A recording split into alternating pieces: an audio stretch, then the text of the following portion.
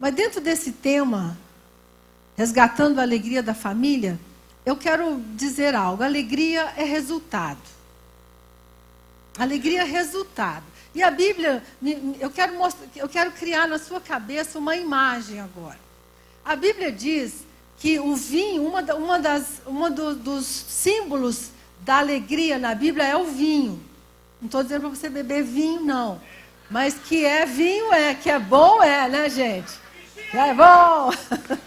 Bom. Mas é só para você entender que a Bíblia é um livro simbólico, tremendo. Então ele diz que o vinho, lá no Salmo 104, ele diz assim: e o vinho que alegra o coração do homem, e o azeite que faz reluzir o seu rosto, e o pão que fortalece o coração do homem. Então, eu quero trabalhar com você uma imagem. Alegria é o vinho. Agora, imagine vinho sem uma garrafa, ou sem um recipiente. Então, eu quero criar na sua cabeça agora uma imagem. Para que exista vinho, precisa haver uma garrafa, precisa haver um vaso. Sem o vaso, o vinho se esvai, ele não tem utilidade nenhuma. Então, para que haja alegria na sua família, você precisa construir uma estrutura. E é sobre isso que eu quero falar. Quero falar de uma forma bem prática, objetiva. Mas a alegria vem quando as estruturas estão organizadas. A alegria vem quando as coisas estão no seu devido lugar. Assim como o vinho vai ser colocado numa garrafa. Essa é a imagem que eu quero que você tenha. E eu quero te dizer profeticamente essa noite, nós fomos chamados nesse país para levantar um testemunho de que é possível ser feliz no casamento e na família.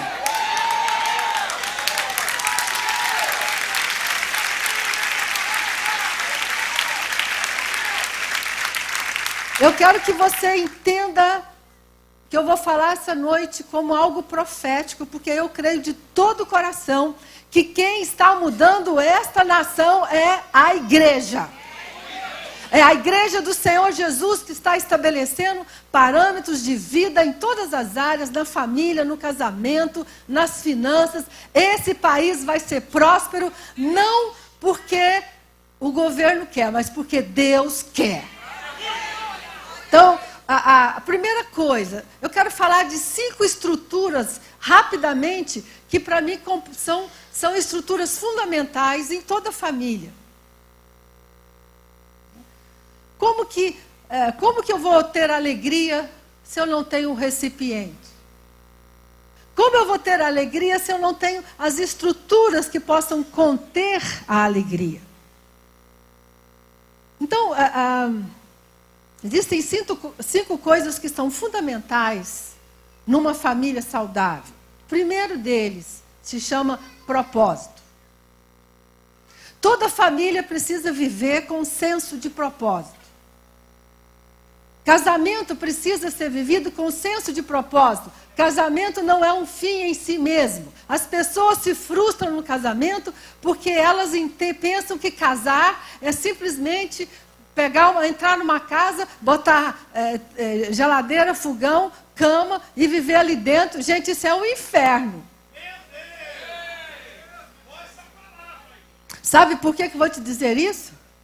As últimas pesquisas feitas recentemente com mais de 20 mil casais no mundo inteiro mostraram uma realidade aterradora. Apenas 23% dos casais se diziam felizes no casamento. Então, entende uma coisa, o casamento não foi feito, a família não foi feita para ser vivida desconectada de um propósito. A sua família tem um propósito. Paulo fala assim, eu me ajoelho diante do Pai, de quem toma o nome toda a família no céu e na terra. A família começa no céu e se expressa na terra.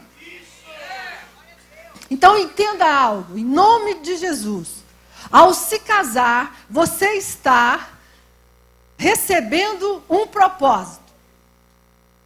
E quando eu sei que o meu casamento tem um propósito, a minha família tem um propósito, A rotina não mata a família, o casamento. Quando eu tenho senso de propósito, os problemas não destroem o casamento. As dificuldades não destroem o casamento. Interessante, casamento tem uma história muito engraçada. Quando as pessoas falam assim para mim, vou casar, eu gelo. Porque eu falo, ai meu Deus, vem problema por aí. Sabe por quê? Porque o casamento faz aparecer todos os seus monstros escondidos. Tudo que você consegue esconder dos outros, de si mesmo e das pessoas, vem à luz no casamento. Por isso você diz assim, ai, mas essa não é a pessoa com quem eu casei. É a história de Jacó, que casou com uma e acordou com outra. Hã? Só uma brincadeira, simbolicamente, né? Você casa, hoje eu digo assim para as pessoas, você tem que casar, essa pessoa que você está casando, ela vai ser assim até o fim, só para ela entender, tá? Depois Jesus transforma. Mas as pessoas, se você casa com um sonho, você vai se frustrar. Porque aquela pessoa com quem você está casando vai piorar por um período, sabe por quê? Escuta agora, eu vou te explicar por quê. Porque o casamento foi a estrutura que Deus estabeleceu para você crescer. Escuta bem isso. Tudo que você não amadureceu e cresceu na infância e na adolescência, você vai ter que fazer no casamento.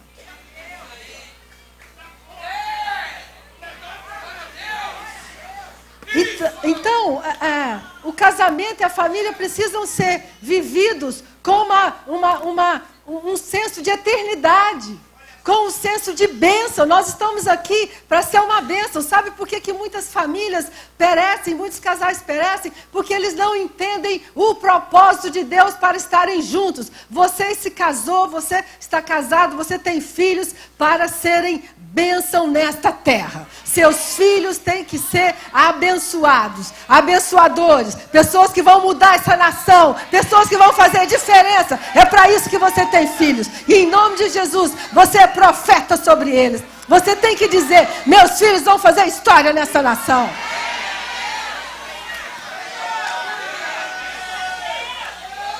Isso é propósito. Você precisa acordar pela manhã, muitas vezes desanimado e chateado com aquela pessoa que está do teu lado, mas você vai pensar assim, tem um propósito maior. Então eu vou crescer. Então eu vou superar. Então eu vou perdoar. Então eu vou seguir em frente. Eu vou crescer. Eu vou vencer aquelas dificuldades que vão aparecer. Gente, é incrível. Esse dia estavam me perguntando, eu estava dando uma entrevista para uma aluna de uma universidade lá de Portugal, ela me perguntou, qual a coisa mais difícil da terapia? Eu falei, atender casal. É muito difícil. Quando eu olho a minha agenda e vejo, eu falo, ai Senhor, me dá graça. Um casal, 2 casais, 3 casais, porque é muito difícil. Sabe por quê?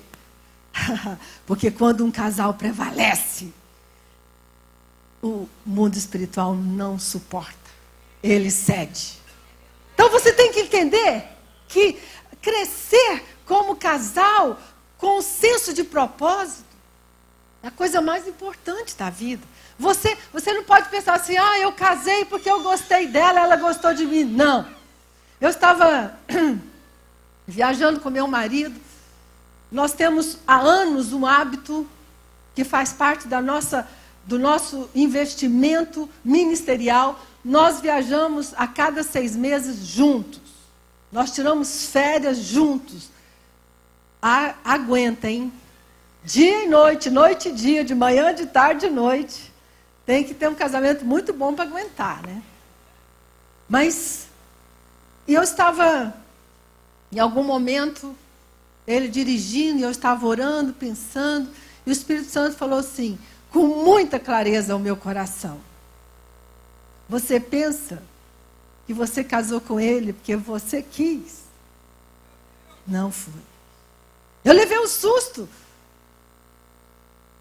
Eu falei assim, gente, eu já sabia disso, sou casada há mais de 30 anos. Mas eu entendi algo tão profundo que eu quero ministrar ao seu espírito essa noite.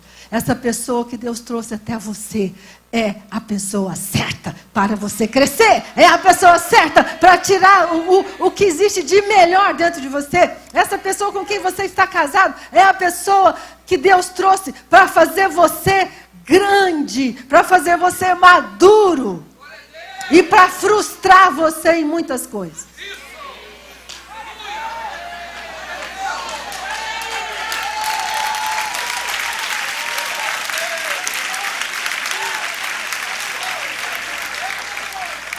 Porque Deus não aceita competição.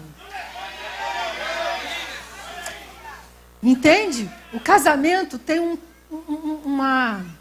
Depois que a gente passa dos 30 anos de casado, isso diminui, tá? 30, 35, 40. Mas o casamento tem um quê de frustração. Sabe por quê? Porque o outro nunca é o que você quer. Nunca é. Está sempre faltando alguma coisa. Eu gosto de dizer que eu e meu marido temos uma diferença termostática e uma diferença de tempo. Porque eu sou aquela que eu chego antes. Às 7 horas eu estava sentada aqui. 7 horas em ponto eu estava sentada aqui.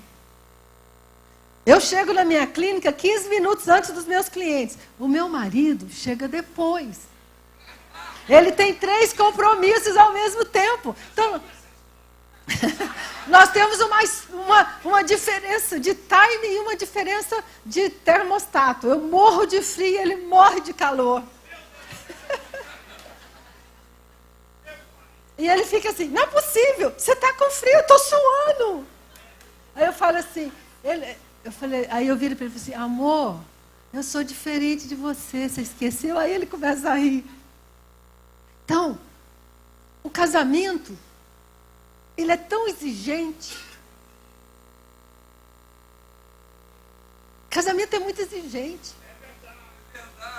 É verdade.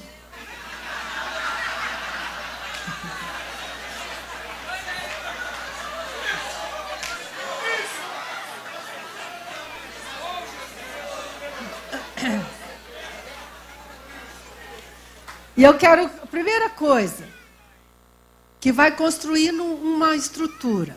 Fala assim comigo, visão. Propósito. Seu casamento, sua família, tem um grande propósito nessa terra.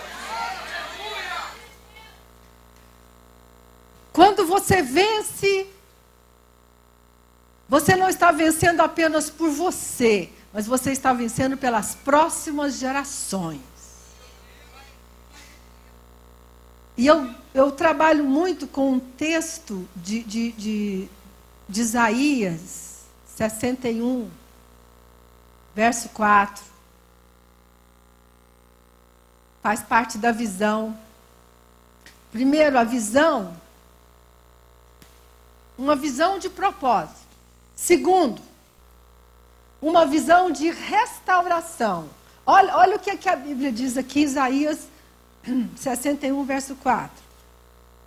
Eles, aqueles que foram salvos, libertos, receberam libertação do cativeiro, esses, que é você, que sou eu, eles, têm que fazer o quê? Qual a nossa missão? Eles reconstruirão as velhas ruínas e restaurarão os antigos escombros. Renovarão as cidades arruinadas que têm sido devastadas de geração em geração. Escuta aqui bem. Você recebeu a unção, o Espírito do Senhor está sobre mim para mudar a história geracional da sua família. Tudo que não aconteceu na sua família vai acontecer na sua agora e daqui para frente. Essa é a palavra profética. Quando eu trabalho com meus clientes, eu trabalho com genograma. Então eu levanto a história, pelo menos de 3 gerações, para ver os padrões de repetição. Eu não tenho tempo de mostrar isso aqui para você, mas invariavelmente as 3 gerações, os padrões se repetem. De casamentos infelizes, de problemas financeiros, de problemas de enfermidade. Eu faço o seu genograma em 5 minutos e provo isso para você.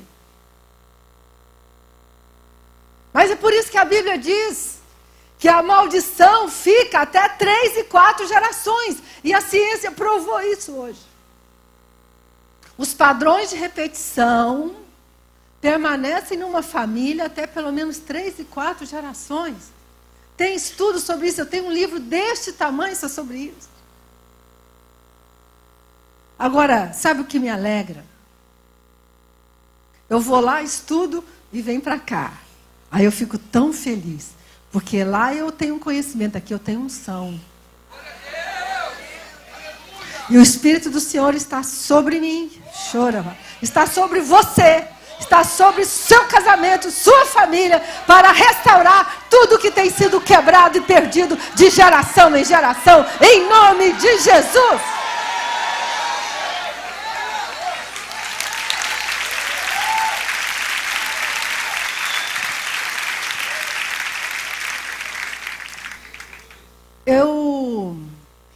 Eu sou uma prova viva disso. Eu cresci num lar onde meu pai bebia muito. Bebia muito. É uma das coisas mais terríveis que existe, é você crescer num ambiente onde existe bebida. Muito terrível. E brigas, e brigas, e brigas, e tensão, e minha mãe tentando tirar meu pai da bebida, e meu pai nada. E nós fomos 6 filhos, e eu perdi meu pai e 2 irmãos para a bebida. Nós ficamos devastados. Mas graças a Deus, que Jesus me encontrou. Porque Ele colocou no meu coração a semente de um sonho. E um dia eu disse, chorando no meu quarto, eu vou construir uma família diferente. Então, em nome de Jesus, chore candarabá. Eu quero que você olhe para a sua história agora e você receba essa noite uma revelação, uma unção do Espírito Santo que está dizendo para você, eu te escolhi, eu te chamei para reconstruir tudo que foi quebrado de geração em geração. Chore candarabara, chore andelehara, uri andara, chore andarabara. Eu fiz uma aliança com Deus quando eu me converti. Eu falei, Deus, se o Senhor é esse Deus que eles estão me dizendo que o Senhor é, então o Senhor é poderoso. E eu quero te dizer, eu estou casada há 33 anos, eu tenho um excelente casamento, eu amo meu marido, ele me ama. Nós passamos 15 dias juntos, sem nenhuma briga, sem nenhum problema, temos uma excelente vida. Eu tenho 3 filhas que servem a Deus. Minha vida está mudando e daqui para frente, minhas filhas, meus netos, meus bisnetos recebem a bênção geracional. Então, o que Deus tem me mostrado é que nós somos a geração sanduíche, pastor. Nós somos a geração que está fazendo a transição de gerações de divórcio, de dor, de violência, de alcoolismo, de sofrimento. Nós somos a geração transicional. Nós estamos transicionando. Você recebe essa palavra essa noite? Você que recebeu Jesus, e você talvez seja a primeira pessoa da sua família que está... interessante demais isso. Deus começou a me mostrar que Ele começou a chamar uma pessoa de cada família primeiro. Quantos aqui são o primeiro convertido da sua família? Muitas pessoas. Nós somos chamados para isso. Você é liberto, você é curado, você recebe unção, sabe para quê? Para reconstruir as ruínas. restaurar aquilo que era escombro. Então, em nome de Jesus, eu quero que você olhe essa noite para a sua história e você vai ver, nossa, meu avô faliu, meu pai faliu, nossa família nunca teve recursos. Sabe, pastor, muitas pessoas não são abençoadas financeiramente por causa da mentalidade delas, que é mais forte do que a palavra de Deus. Deus quer mudar a sua mentalidade. Quando você entende, quando você começa a ler a Bíblia e você vê o relacionamento de Jesus com os discípulos, você vê que Jesus estava abrindo novos caminhos neuronais deles, estava ensinando para eles coisas que ninguém nunca tinha ensinado. Deus está ensinando para você coisas que seus avós, seus pais não tiveram oportunidade de aprender. Quem é que um dia sentou com seu pai e falou sobre as 21 leis do sucesso? Quem é que ensinou para ele que se ele encontrasse com Jesus, se ele dizimasse e ofertasse, que ele ia crescer? Ninguém. Então, você está aqui, porque você faz parte da geração que transiciona para uma nova etapa. E nós veremos nossos filhos e os filhos dos nossos filhos se levantando nesta nação e fazendo uma grande diferença.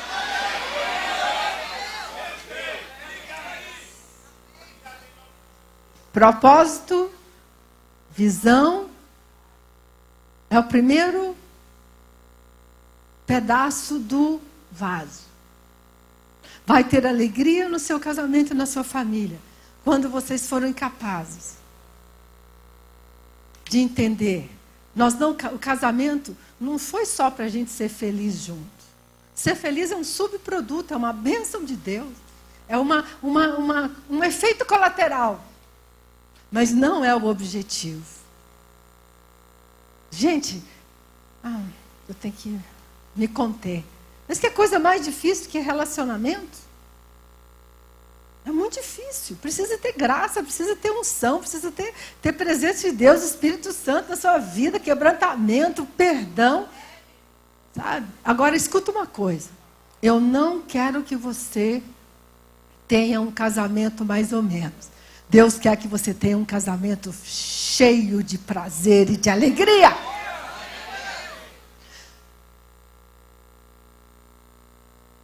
Mas não é possível. Com Deus é. E quando você começar a desenhar,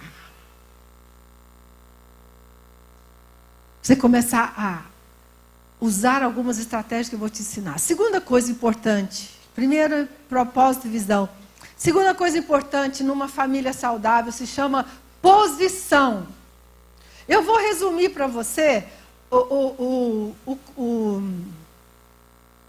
tema principal da teoria familiar sistêmica que eu trabalho. Eu consigo dizer para você em 5 linhas o que é uma família saudável. Uma família saudável é quando o pai é pai, a mãe é mãe, o marido é marido, a esposa é esposa e os filhos são filhos.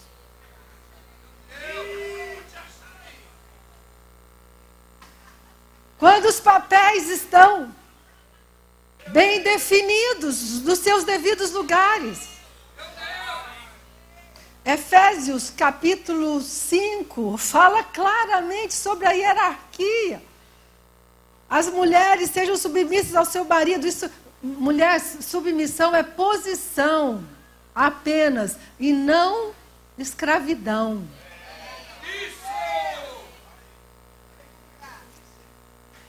Cristo é o cabeça do homem, o homem é o cabeça da mulher. Olha que coisa interessante. Isso é sistêmico, é assim que as coisas precisam funcionar. Quando? Agora nem sempre o papel biológico corresponde ao papel emocional na família. Nem sempre. Todas as vezes que nós estamos atendendo uma pessoa com algum sintoma, seja ele qual for, de droga, de violência, de vício, de depressão, de síndrome do pânico, primeira coisa que vem na nossa cabeça, essa pessoa está fora do seu lugar na família. E o meu trabalho é colocar essa pessoa no seu devido lugar. Agora, olha que coisa interessante. A cultura latina, e consequentemente a cultura brasileira, é a cultura da família e não a cultura do casal.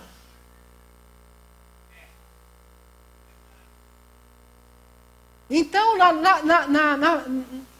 na sociologia da história da América Latina, a família é mais importante do que o casal. Ou seja, os filhos são mais importantes do que o casal. Cuidado! Sabe quando os casamentos começam a degringolar? Está escrito nos livros, quando nasce o primeiro filho. Sabe por quê? Ama mais o filho do que ama um ao outro. Então nós precisamos ter muito... Gente, tudo que eu estou te falando, eu estou falando de uma perspectiva científica, de uma perspectiva bíblica, está na Bíblia. A Bíblia diz que o homem é o cabeça, a mulher submissa ao marido no seu posicionamento, os dois juntos. Aí só depois, pastor, no capítulo 6 é que fala de filhos. Tem um capítulo inteiro falando, marido, amai vossas mulheres. Os homens devem amar suas esposas como a si. Quem não ama a si mesmo, não ama sua mulher. Está na Bíblia. Então, presta bem atenção. Muitas vezes, você é filho biologicamente, mas por alguma conjuntura, talvez a morte do seu pai, ou a ausência afetiva do seu pai, você passou a ocupar um lugar que não era seu no relacionamento com a sua mãe. E o relacionamento se torna muito próximo. A gente chama isso de triangulação. Para quem entende um pouquinho, vai entender o que eu estou falando. Então, muitas vezes, você não pode ser filho. Quantas vezes você escuta aquela história assim? E a gente acha isso o máximo, né? Desde pequenininho, desde 11 anos de idade, eu cozinho, cuido dos meus irmãos, ajudo minha mãe, ajudo meu pai. Quem aqui já passou por isso? Algumas mãos levantadas. Então, muitas pessoas não tiveram o tempo adequado de ser filhos, ninguém cuidou delas. Elas estão numa posição parentalizadas, desde cedo. E sabe o que vai acontecer com esse homem, com essa mulher? Ele não vai conseguir casar emocionalmente. Aí sabe o que ele vai fazer? Ele vai casar, vai ter um filho, e quando o filho nascer, ele vai fazer a mesma coisa que a mãe fez com ele. Ele vai amar mais o filho do que o seu cônjuge. Então, em nome de Jesus,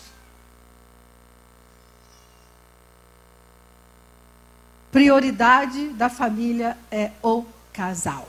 Repete isso comigo, fala comigo. Prioridade na família é o casal. Os filhos que me perdoem, não me queiram mal, mas nós, muitos problemas, eu diria 99% dos problemas das famílias em decorrência do posicionamento errado. Tem um terapeuta muito famoso, ele já está mais idoso, já está com 80 anos, o Salvador Minuti. Ele só trabalha colocando a família na hierarquia correta. O único trabalho dele a vida inteira. Ele falou, se você quer ter famílias saudáveis, faça com que o pai seja pai, o marido seja marido, esposa seja esposa e filho seja filho. Pronto. Então, em nome de Jesus, eu vim aqui hoje para te dizer, estabeleça que a prioridade da família é o seu casamento. E aí você vai entender uma coisa, os filhos vão ficar mais felizes se eles perceberem que os pais são felizes. Quando os filhos percebem que os pais estão sofrendo, eles são capazes de anular a sua própria vida, de deixar de crescer, de ganhar dinheiro, de formar na faculdade, sabe para quê? Para sacrificialmente ficar cuidando dos seus pais. Na nossa visão sistêmica, terapêutica, familiar, não existe ninguém incompetente, ninguém capaz de ganhar dinheiro. Nós dizemos o seguinte: não existe não querer, existe não poder. Então, quando uma pessoa não consegue ganhar dinheiro, se formar, ter autonomia, o nosso olhar é o que essa pessoa está vigiando. Existe uma maneira, assim, não quero assustar vocês não, tá? Mas existe uma forma muito simples de resolver isso. Simplíssimo. Primeiro, porta do quarto de casal tem chave. Filho não entra, filho não dorme em quarto de casal, em hipótese alguma. Se você precisar, vá dormir no quarto dele. Se seu filho estiver doente, precisando da sua ajuda, faça-me um favor. Levante e vá com ele, vá no quarto dele, fique com ele lá até ele dormir e volte para o seu quarto e feche a porta. Simbolicamente, porta do quarto casal tem que ser fechada. Ah, sim, e se possível com chave. Eu não vou perguntar se o seu tem, porque eu não quero ser indiscreta. Mas, segunda coisa simples demais. Simples demais. O casal precisa ter momentos sozinhos. Tem que sair só os dois. Não é para sair em renca de irmãozinho, irmãzinho o tempo todo, não. Precisa sair sozinho, precisa sentar um em frente do outro e conversar sem iPhone, sem telefone.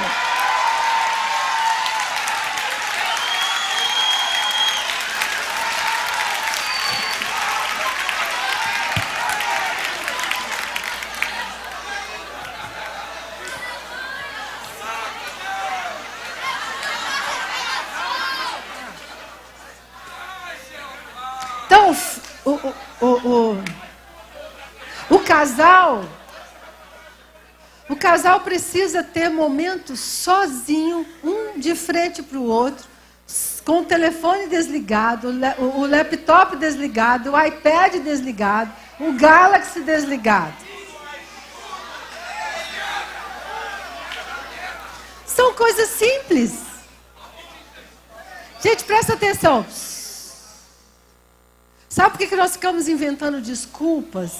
Ter sempre o filho junto, a mãe junto, o irmão junto, o casal junto, porque é para a gente não casar.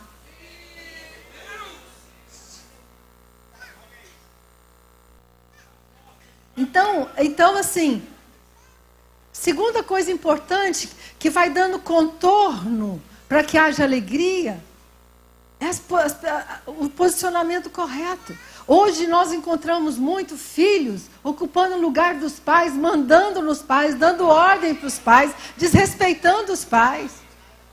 Olha, não existe nada mais poderoso. Mas escuta o que eu vou te falar. Eu trabalho com isso toda semana.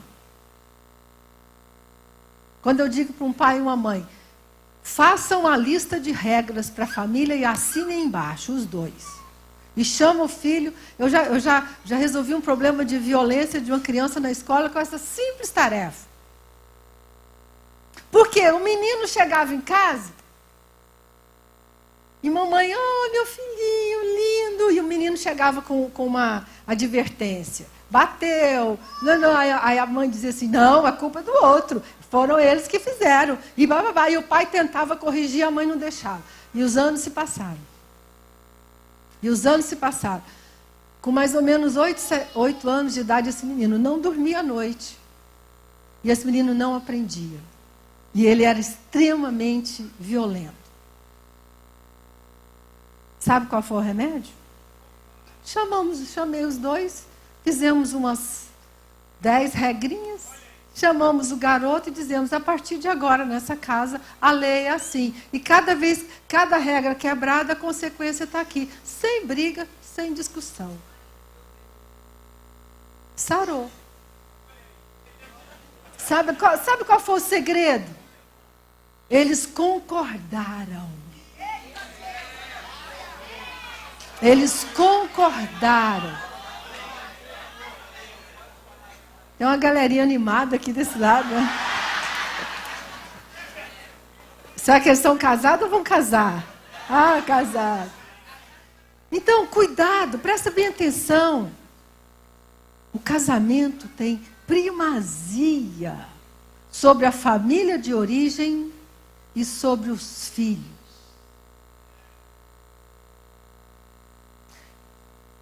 Prioridade, assim, eu sei que às vezes isso não é uma coisa fácil, mas você precisa ir construindo gradativamente um espaço que é do casal. E os filhos vão ouvir a voz de comando dos dois. Se for só de um, eles vão jogar e vão jogar feio. E não pense que existe uma criança pior ou melhor do que a outra. São todas iguais. Elas todas vão lutar para mandar, vão lutar para entrar no meio. Todas as crianças são assim. Tanto que no nosso trabalho, quando os pais trazem uma criança, eu atendo a criança uma vez e mando ela para casa. Ou mando ela ficar lá fora. Pode deixar. Eu tenho que tratar dos dois. Provavelmente é um buraco no casamento. Então, que em nome de Jesus, feche a parceria com seu marido e com sua esposa. E você vai então ter uma família saudável.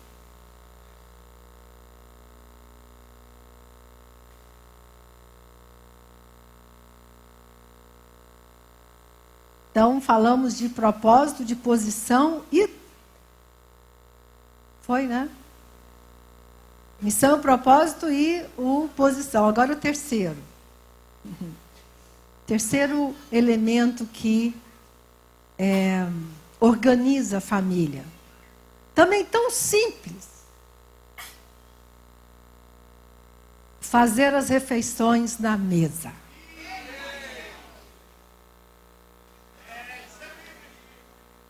Você precisa sentar à mesa pelo menos 2, 3 vezes por semana, como família. Hoje é muito difícil ser todos os dias em todas as refeições. Mas uma das coisas que traz... Gente, isso é tão sério. Saúde emocional para os filhos é quando eles se sentam à mesa. Eu tenho uma amiga chamada Dev Titus, tá certo?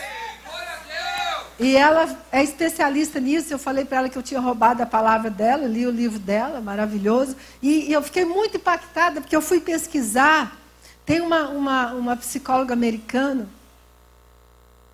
que ela disse o seguinte, ela foi pesquisar e ela descobriu que os adolescentes e jovens metidos em violência e drogas em Nova York nunca tinham sentado à mesa com seus pais. Então, existe uma correlação direta entre violência, entre drogadição, entre problemas estruturais com a falta do hábito de se sentar à mesa como família. E isso é bíblico e isso é científico. Você pode depois, se você quiser, estudar sobre isso. Então, terceira coisa, ritual. Fala assim comigo, rituais. A família precisa ter rituais. A família precisa ter senso de propósito, posição correta e rituais. E um dos rituais mais importantes da família é sentar à mesa. Você precisa colocar uma toalha na mesa, colocar os pratos, sentar na mesa junto e ficar lá sentado. Parece uma coisa tão simples, mas é uma coisa muito poderosa.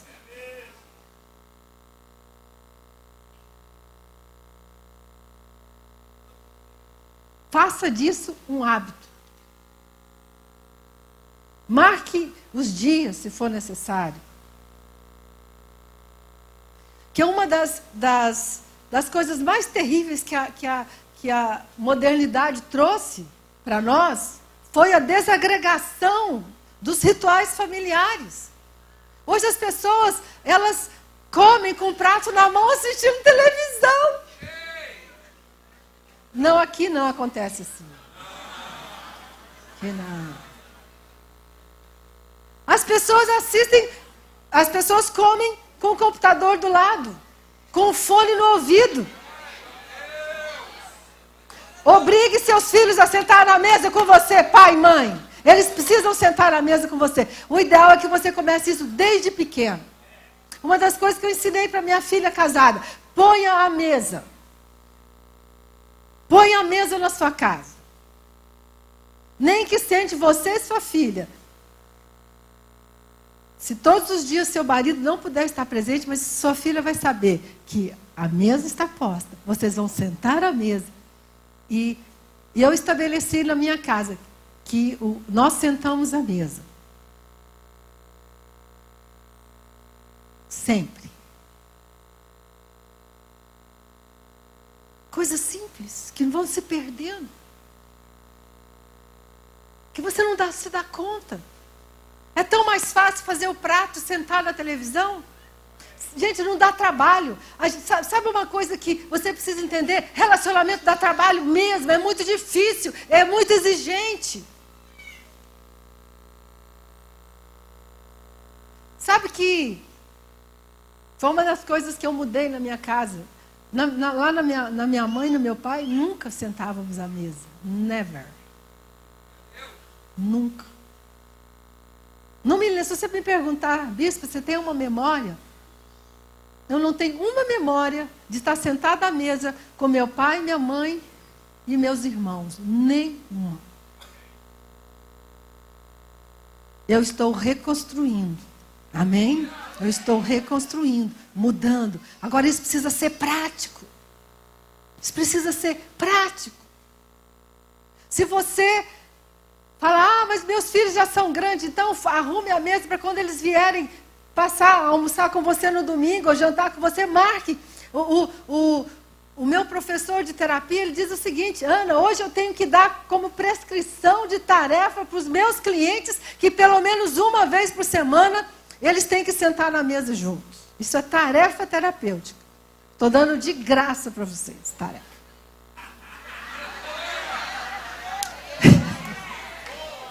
Tá?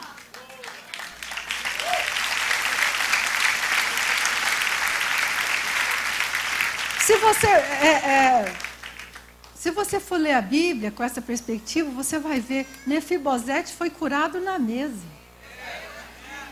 Sentou na mesa do rei. Quando o tabernáculo foi construído, um dos objetos do tabernáculo era uma mesa. E é interessante que é a mesma mesa que nós usamos até hoje. É o mesmo formato de mesa, isso é simbólico. E sabe de uma coisa? Alguns teólogos e filósofos dizem uma coisa muito interessante. Quando você come o pão, quando você reparte o pão, você reparte espírito. É forte. Então, quando nós comemos, foi por isso que Jesus fez a última ceia sentado na mesa com seus discípulos. Foi por isso que Jesus falou: vocês vão se lembrar de mim quando vocês sentarem à mesa. E deixa eu te dizer uma coisa: antigamente, lá na igreja primitiva, a ceia era uma refeição, não é como nós fazemos hoje, não. Um pedacinho de pão e um pouquinho de vinho. Mirrado que nós somos, né? Mas Paulo fala: comam em casa, para vocês poderem esperar pelos outros. Comam comida. A ceia era uma mesa. De vez em quando nós fazemos isso, pastor. Você pode fazer aqui. Nós mudamos o salão todinho, colocamos mesa e fazemos um culto na mesa. Entendeu? Mas foi assim, fenomenal. Nós fizemos a ceia, pusemos mesas e as famílias sentaram na mesa. E nós fizemos a ceia do Senhor assim, repartindo pão. Pegando aquele pão grande, viu gente? Bem grande, farturento. E repartindo uns com os outros. Pai e filho, pai dando o pão para o seu filho e abençoando o seu filho. São rituais. Você precisa criar rituais na sua casa. Momentos de comunhão, de estar junto.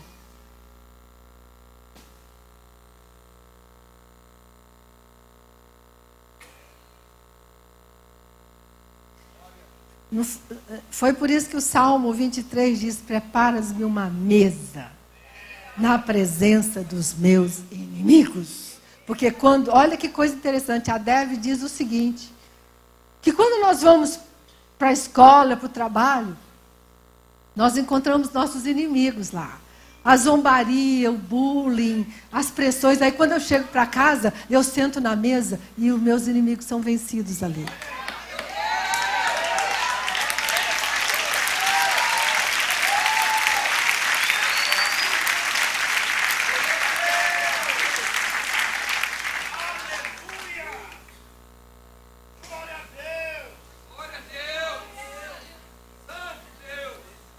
Então eu quero que a partir de hoje, toda vez que você sentar com a sua família,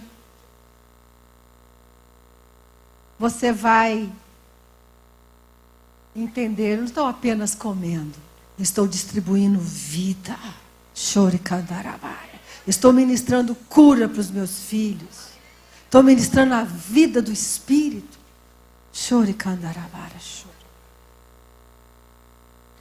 E a última coisa que eu quero falar, eu acabei embolando, eu falei que eram 5, né? E são 5 mesmo, mas é porque eu falei sobre prioridade misturado, tá? Então é propósito, posição, a prioridade do casal, o ritual da mesa e última coisa, tenha sonhos para a sua família, escritos e, se possível, com imagens. Eu trabalho esse tema na igreja, nos encontros de casais, onde eu ensino o poder da concordância. Quando nós temos sonhos juntos, queridos, a Bíblia diz: se 2, o quê? Sobre na terra, o que vai acontecer? Imagina o poder de um homem, de uma mulher e de um filho que diz: nosso sonho é aquele. Choricandarabá. Nós vamos comprar aquela casa. Nós vamos ter aquele carro. Nós vamos fazer aquela viagem. Não existe nada que Deus não possa fazer na sua vida, se vocês concordarem. Agora eu quero te ensinar.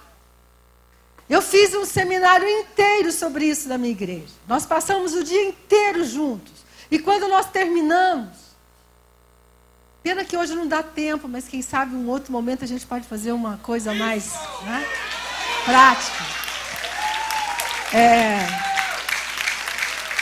Né? A gente pode fazer um seminário, tá, pastor? Eu estou à disposição, se você quiser.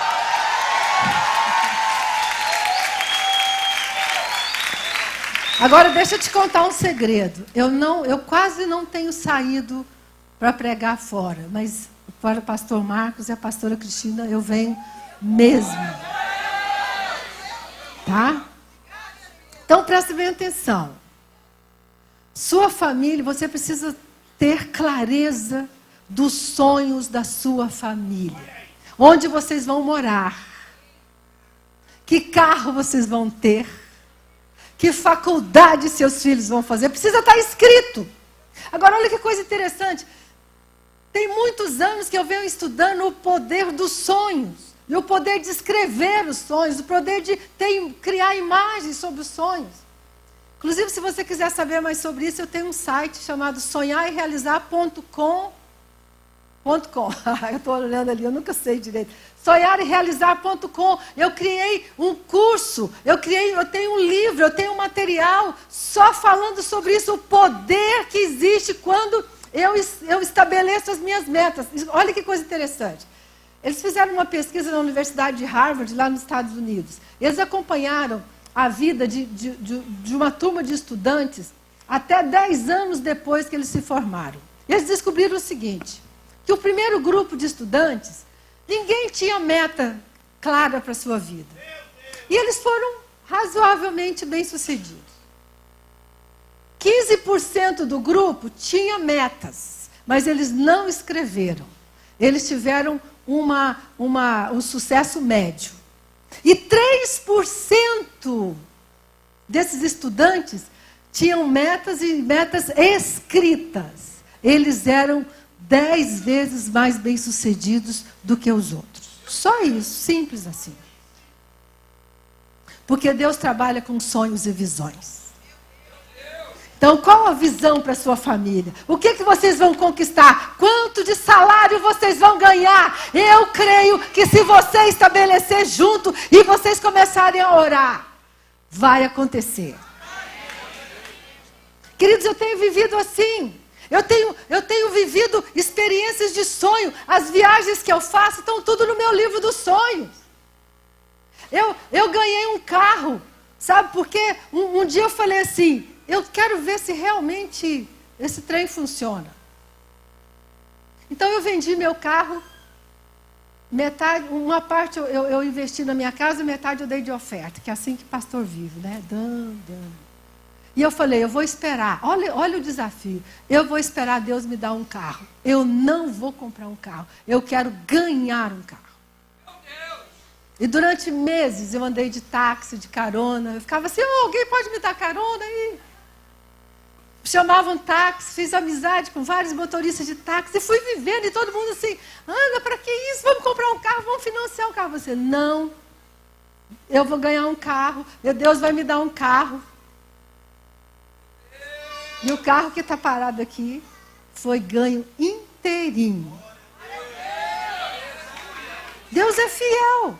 Agora, Deus é fiel em cima de objetivos claros. Querido, estabeleça junto com seu marido. E se vocês forem, que eu acho muito difícil, mas eu vou dar um voto de confiança para vocês. Muito difícil vocês orarem juntos sobre esse sonho. Mas quem der conta, faça. Quem estiver pronto, ouça e faça.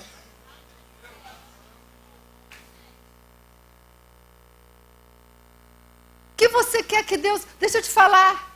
Se você tem um filho que está distante de Deus, se você tem um filho que está com problema, sabe o que você vai fazer? Pega uma foto dele, a melhor foto que você tiver, pega uma cartolina, prega lá e começa a profetizar. Esse é o meu filho, ele é abençoado, ele é curado, ele está livre. E você vai ver o que vai acontecer. A sua fé precisa de desafios visuais. Foi por isso que quando Abraão estava em crise, lá em Gênesis capítulo 15, eu tenho uma série de mensagens sobre isso. Abraão estava em crise. E Deus chegou para ele e falou assim, Abraão, você não precisa ter medo, porque eu sou o seu galardão, eu sou o seu escudo e a sua grandíssima recompensa. Aí Abraão vira para ele e fala assim, tá bom, Senhor é tudo isso, mas quem vai ser meu herdeiro é o meu servo. E Deus falou assim, tem um problema aqui. O cara não está entendendo. Sabe o que Deus fez? Vem cá, Abraão. Luke, olhe para as estrelas. Então a Bíblia diz que ali ele creu, porque ele viu. Qual a casa que você quer ter? Você precisa ver a sua casa. Eu sei que você não está acreditando muito em mim, não, mas isso é verdade. Amém. Eu tenho pessoas na minha igreja que oraram por anos a fio, elas pegaram a casa que elas queriam. Eu tenho um exemplo muito claro, tenho vários exemplos. Nós lá fazemos o livro dos sonhos todo ano, então eu ensino as pessoas exatamente a fazer isso. E essa mulher, ela queria muito ter uma casa. Mas eles não tinham recursos. E o que é bom demais é isso. Não precisa de dinheiro, precisa de fé. Glória a Deus! Não precisa de dinheiro primeiro.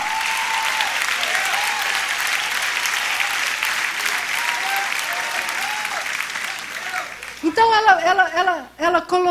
ela pegou uma casa que era parecida com o que ela queria. Agora pasme você. Quando a casa veio, até o telhado, a cor do telhado era igual.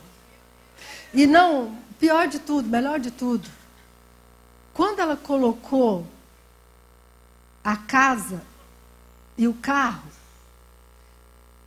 que estava na foto tinha uma chaminha da Sara Nossa Terra e ela não viu.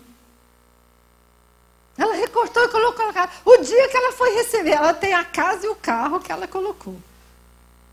Alguém tinha tirado uma foto numa revista aí de alguma coisa e ela colocou lá. Deus cuida dos detalhes. Chora cada dos detalhes. Mas você precisa ver, sabe por quê? Porque nós somos muito incrédulos, porque o tempo todo você só escuta. Não dá, está em crise, não tem dinheiro. Olha aqui, você olha para a circunstância e você fica contaminado. Mas quando você escreve e quando você cria imagens dos seus sonhos, você começa a vencer a incredulidade, a vencer a circunstância. E eu quero te dizer algo. Uma das coisas que realmente traz alegria para a família é ver sonhos realizados. Deus quer que você tenha alegria, que você possa fazer uma boa viagem com seu marido, com seus filhos. Deus quer que você tenha uma boa casa. Sabe por que Deus quer que você tenha tudo isso? Para você ter paz e então poder servir para o propósito. Porque quando eu estou bem, quando eu estou em paz, eu posso me dedicar aos outros. É isso. Então, quando a alegria é a vontade de Deus para a nossa vida. Não uma alegria fugaz ou assim, superficial. Porque a Bíblia fala que às vezes nós choramos. Diz assim, ao anoitecer pode vir o choro. Há momentos que nós vamos chorar. Vamos ter tristeza, mas a Bíblia diz com toda clareza. Mas a alegria vem pela manhã. E eu quero terminar te falando algo. Sua vida, aproveitando o ensejo da Páscoa, a sua vida está sempre marcada pelos 3 dias. Os 3 dias da Páscoa. O primeiro dia é o dia da dor, da perda, da situação difícil. O segundo dia, que é o sábado, é o momento do túmulo fechado, da dúvida. Será que vai? Por que foi assim? Mas ao terceiro dia, ele ressuscitou. Deus abençoe.